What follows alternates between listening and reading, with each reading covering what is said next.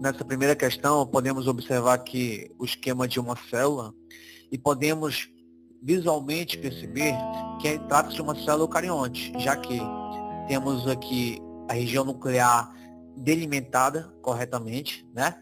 Vemos organelas que só se encontram em célula eucarionte, como o complexo de Golgi, mitocôndrias, retículo endoplasmático liso, retículo endoplasmático rugoso. Então, trata-se de uma célula eucariota.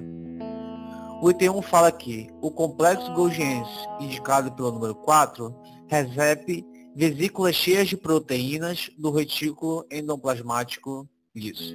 Ora, complexo golgiense indicado pelo número 4. Aqui está o número 4. A seta, a estrutura representada pelo número 4, é o complexo golgiense? Não, né? É o retículo endoplasmático liso, porque está próximo ao núcleo. Eu vejo que é como se fosse vários canais de transporte e vejo que ele é muito semelhante ao rugoso, só que sem esses pontinhos pretos que são os ribossomos.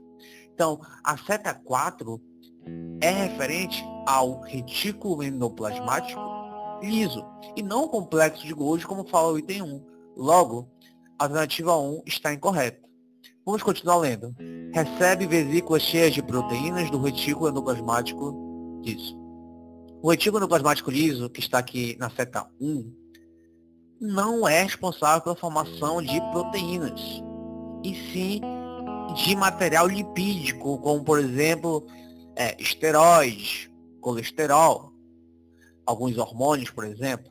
Então, material lipídico é sim função de formação do retículo endoplasmático liso, mas proteínas não. Quem forma proteínas é ou ribossomos, que estão unidos com outros ribossomos e RNA que formam proteínas, ou ribossomos que estão unidos ao retículo endoplasmático rugoso. Essas também podem formar proteínas. E não formação de lipídios, tá? Então, quem é formação de lipídios é o retículo endoplasmático liso. E proteínas poderia ser, por exemplo, o retículo endoplasmático rugoso. Então, dois erros nessa alternativa mostram que a alternativa 1 está incorreta, tá? O item 2.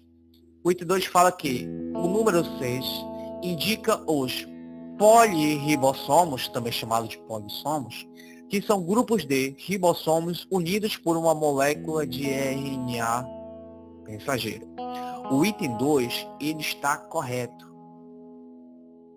Quando eu vejo um grupo de ribossomos unidos entre si e unidos a uma molécula de RNA mensageiro, eu posso chamar disso de polirribossomo ou polissomo, que está representado realmente como alternativa no item de número 6.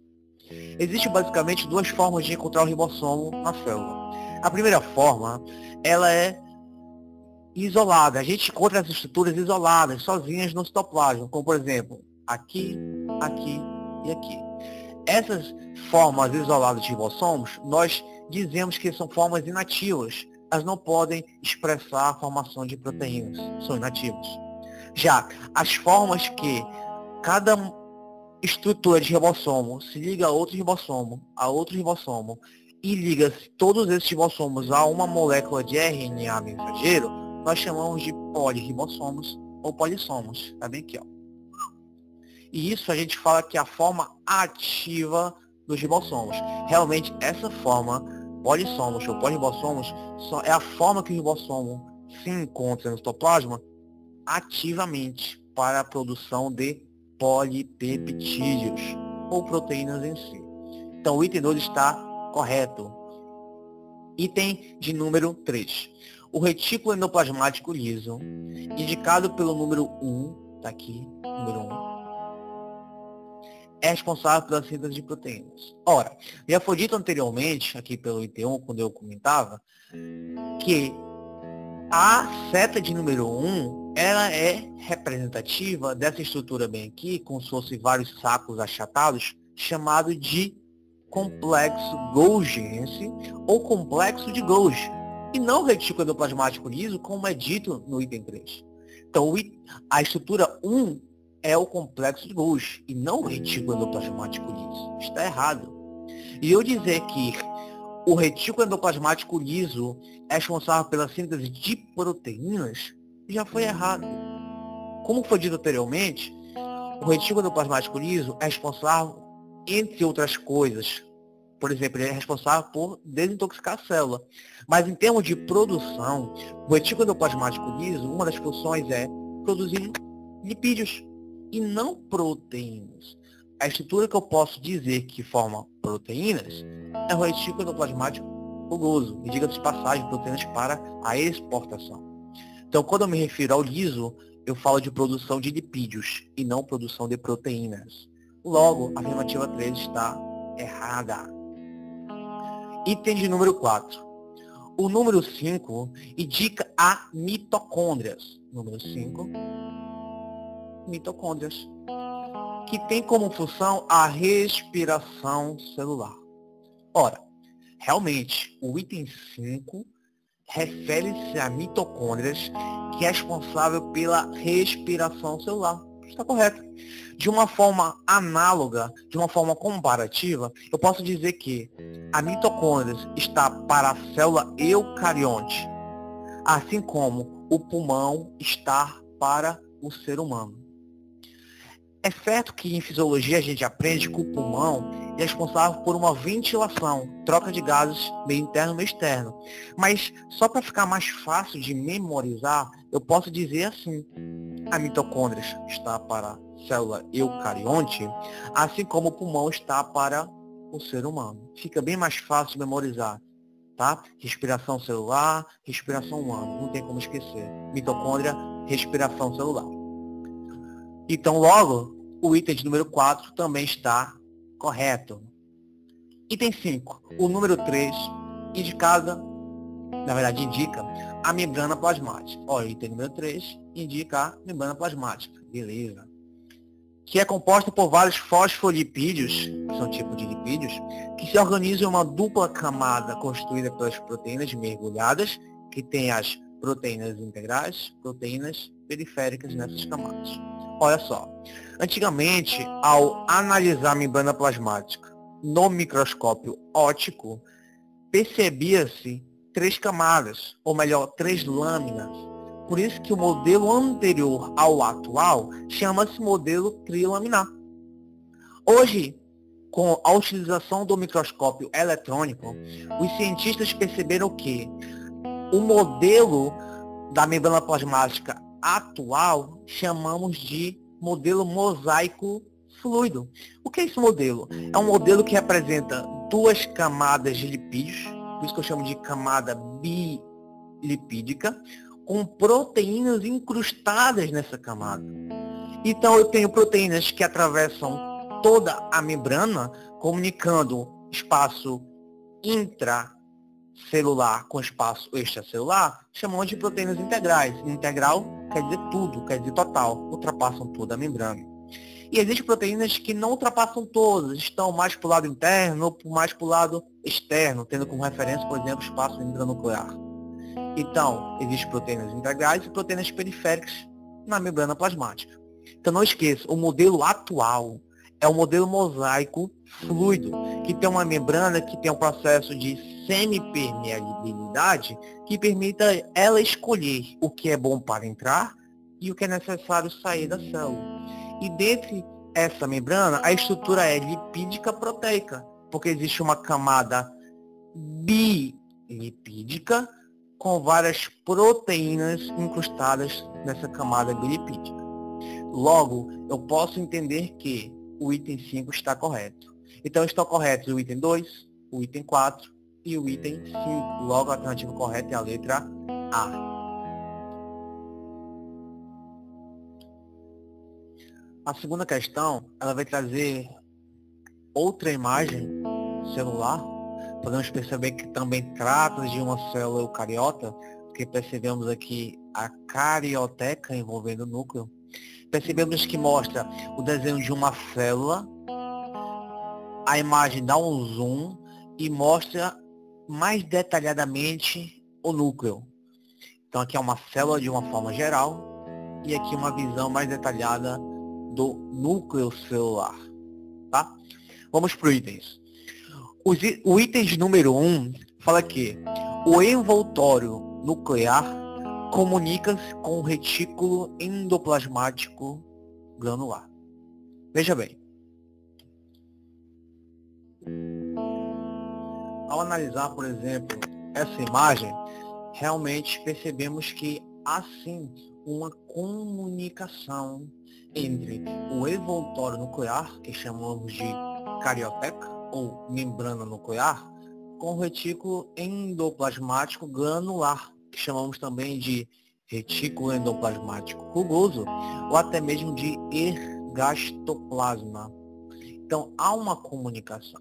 Ao olharmos para a imagem, podemos perceber que o retículo endoplasmático rugoso está unido, está intrínseco ao núcleo. Veja bem, estão ligados. E é importante você saber que o retículo endoplasmático granular, ele é que é responsável por formar a carioteca. A carioteca, que é a membrana que envolve o núcleo, é formada a partir do retículo endoplasmático granular. Então, realmente, eu posso afirmar sim que há uma comunicação entre a carioteca e o ergastoplasma. Logo, o item número 1 está corretíssimo. Item de número 2. A síntese de proteínas será afetada se o nucleolo for experimentalmente removido ou impedido de funcionar. Ora, veja bem, o que podemos entender como o nucleolo? Eu posso afirmar o seguinte: o nucleolo, que está bem aqui, ele é uma estrutura dinâmica e rica em RNA ribossômico. Pronto. Nucleolo é isso. Nucleolo é uma estrutura dinâmica rica em RNA ribossômico. O nucleolo, por que eu posso afirmar que ele é dinâmico? Porque uma hora o nucleolo pode estar nessa região do núcleo, nessa região, outra hora ele pode vir para cá, outra hora pode estar aqui e finalmente pode estar aqui. Ou seja, ele pode estar em vários lugares diferentes dentro do espaço intranuclear. Por isso que eu posso dizer que o nucleolo é uma estrutura dinâmica. E eu digo que ele é uma estrutura rica em RNA ribossômico porque ele participa de uma região chamada NOR, que é uma região formadora de ribossomos. Na verdade, região formadora de RNA ribossômico, que à medida que o RNA vai se maturando, ou seja, ele vai se formando, vai ficando cada vez na sua totalidade, ele vai migrando para o citoplasma. E lá sim, no citoplasma, o RNA ribossômico vai formar os ribossomos propriamente ditos. Então, eu posso afirmar que o nucleolo, ele é uma região dinâmica e rica em RNA ribossômico. E veja bem, nucleolo, núcleo, olo, ele é um espaço muito parecido com o núcleo dentro do núcleo. Olo, na biologia, é um diminutivo. É como se eu dissesse que o nucleolo é um núcleo pequeno. É como se fosse o nucleolo é o núcleo do núcleo. Tá? Então não esqueça. Nucleolo rico em ribossômico e é dinâmico e participa da formação de ribossomos, que depois esses ribossomos vão participar da formação de proteínas. Então, item 2. A síntese de proteínas será afetada se o nucleolo for experimentalmente removido ou impedido de funcionar? Correto. Se eu eliminar o nucleolo de dentro do núcleo, ele vai deixar de produzir RNA ribossômico, e o RNA ribossômico deixará de produzir os ribossomos, e os ribossomos deixará de produzir proteínas. Então, a síntese de proteínas será realmente afetada caso o nucleolo seja experimentalmente removido ou impedido de funcionar. Então, o item 2 está correto, assim como o item 1. Item 4. Os poros permitem a passagem da cromatina para o citosol, fenômeno indispensável para que ocorra a síntese de proteínas. Ora, o item 4 afirma que, através dos poros, que são esses túneis de comunicação entre o espaço intranuclear e o espaço extranuclear, eles são responsáveis por proporcionar a passagem da cromatina para o citosol, ou seja, para o citoplasma. Então, quer dizer, eu posso fazer com que o meu material genético saia daqui de dentro para o citoplasma através dos poros. É isso que afirma o item 4. Isso está errado. Eu não posso dizer que toda hora o meu material genético sai de dentro do núcleo, vai para o citoplasma e ficar passeando lá no citoplasma. Eu não posso dizer isso.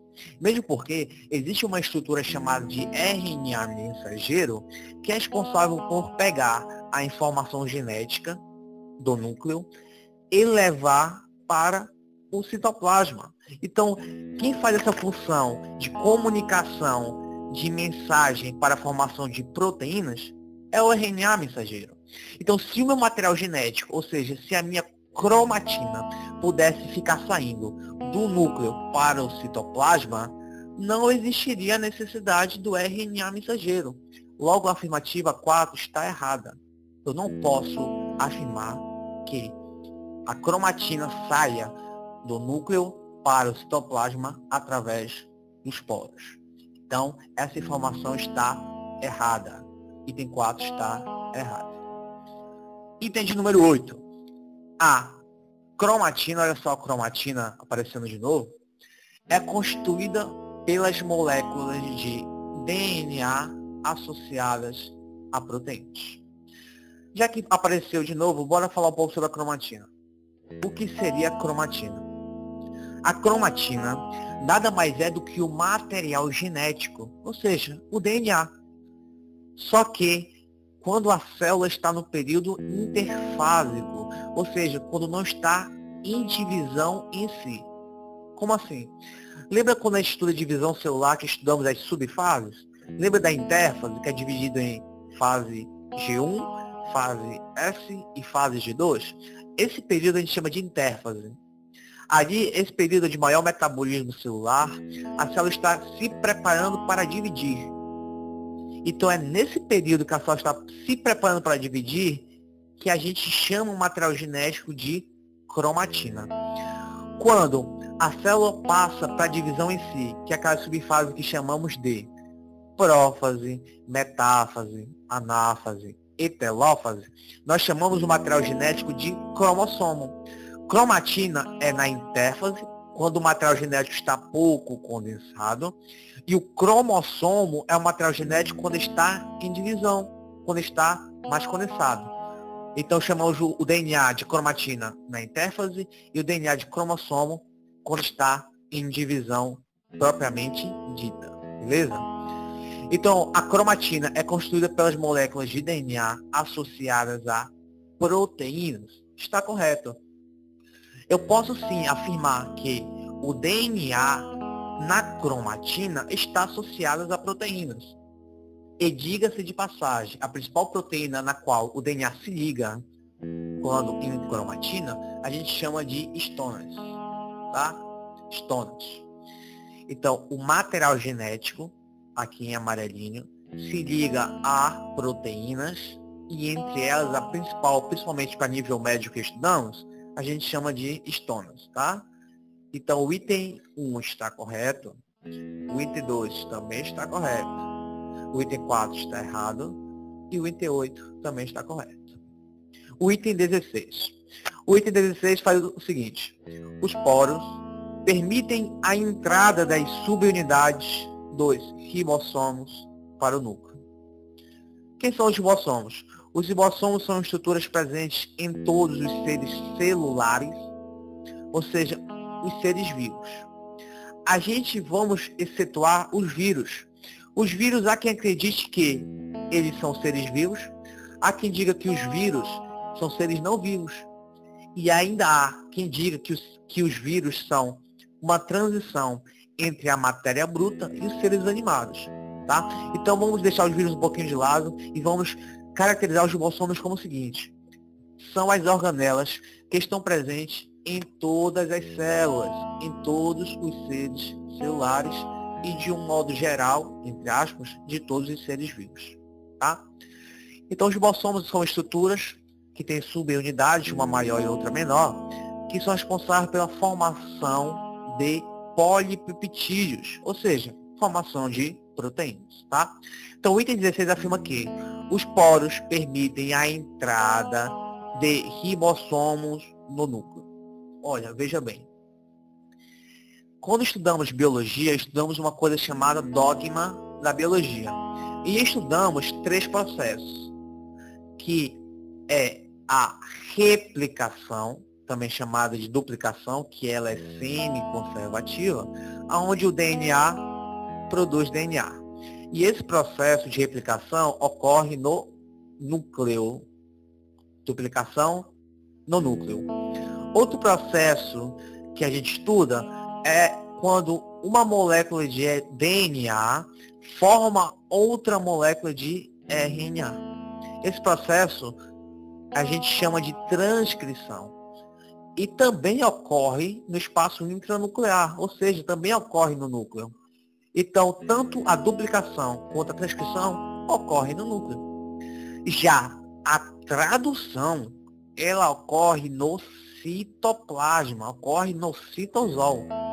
E a tradução é quando eu pego o RNA e faço uma expressão na formação de proteínas. Eu pego aminoácidos, que são capturados pelo RNA transportador, unem-se através de ligações peptídicas e formam um polipeptídeo. Isso é que eu chamo de tradução. E ocorre aonde? No núcleo? Não, ocorre no citoplasma. Então, se eu afirmar que através de poros o ribossomo pode adentrar o núcleo, é como se eu dissesse o seguinte: ora, a tradução ela pode ocorrer no núcleo, já que o ribossomo pode entrar no núcleo e o ribossomo forma proteínas. Ribossomo forma proteínas e se ele pode entrar no núcleo, a tradução ocorre no núcleo. Isso está errado. Eu não posso afirmar que a tradução ocorre no núcleo. A tradução ocorre aonde? No citoplasma. Duplicação, sim, ocorre no núcleo. A transcrição, sim, ocorre no núcleo. A tradução, não. A tradução não ocorre no núcleo. Ocorre no citoplasma. Logo, a afirmativa de 16 está errada. Assim como a 4.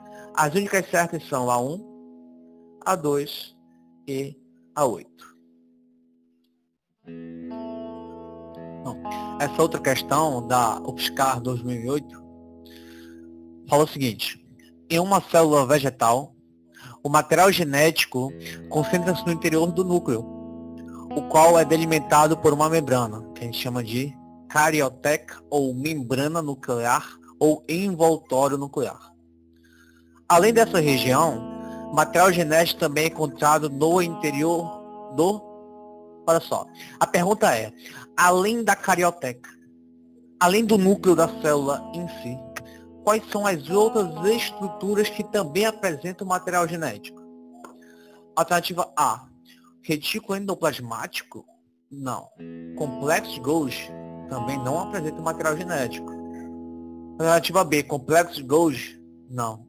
Cloroplasto? Sim. O cloroplasto ele apresenta material genético, porém o complexo de Golgi não. Então, o que inviabiliza a alternativa B. Lisossomo? Não, lisossomo é responsável pela digestão intracelular, não possui material genético. Retículo endoplasmático? Também não possui. Lisossomo não possui material genético. Mitocôndrias? Sim. Mitocôndrias possuem sim material genético, mas como o lisossomo não possui, também descarta a alternativa D. A alternativa correta é a letra E. As estruturas da célula eucarionte que possui material genético próprio chamamos de cloroplasto, que é responsável pelo processo de fotossíntese, e mitocôndrias, que é responsável pelo processo de respiração celular. Só para falar rapidinho a observação, o cloroplasto e a mitocôndrias, quando estudamos as duas, cai em um conceito, cai em uma teoria que chamamos de teoria endossimbiótica. Quem desenvolveu essa teoria foi um cientista chamado Lins Margulis, né, uma cientista que percebeu que essas estruturas se assemelhavam-se a células procariontes. Como assim? Essas estruturas possuíam algumas características pertinentes a seres procariontes. Possuíam DNA circular, assim como as bactérias, possuíam RNA ribossômico.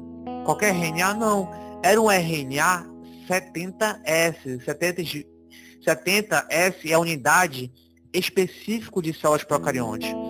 Por exemplo, o nosso RNA, na verdade, o nosso ribossomo, desculpa, eu falei RNA, ribossomo, o ribossomo da nossa célula eucarionte é o ribossomo 80S. Já o ribossomo da célula procarionte e do cloroplasto e da mitocôndria é o ribossomo 70S, tá? Então, das bactérias, cloroplasto e mitocôndrias, 70S. Já das outras células eucariontes, da nossa célula, do ser humano, é 80S. Outra característica pertinente, tanto a cloroplasto, quanto a mitocôndrias, quanto as bactérias, era que ambas possuíam duas membranas, né? Membrana plasmática, duas membranas bilaminar. Então, essa teoria, como eu disse, foi desenvolvida para dar suporte à suposta origem dos cloroplastos e das mitocôndrias. Então, a gente percebe, por exemplo, que num tempo muito remoto, há vários tempos atrás, seres procariontes acabaram adentrando em células mais desenvolvidas. Assim, surge, por exemplo, as mitocôndrias e os cloroplastos. Eles adentraram na célula, e por um mecanismo que os cientistas não conseguiram entender ainda, eles fugiram do processo fagocitário.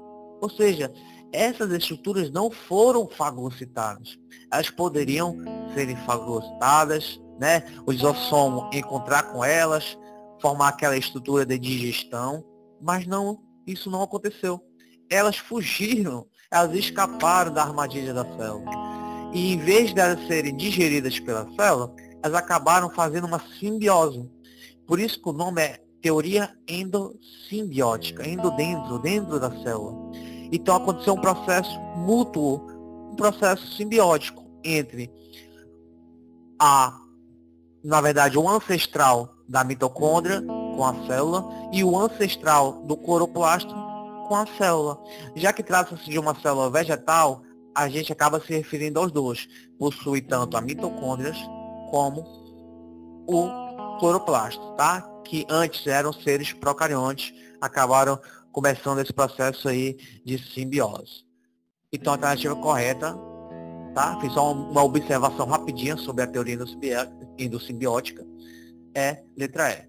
Cloroplastos e mitocôndrias possuem material genético próprio.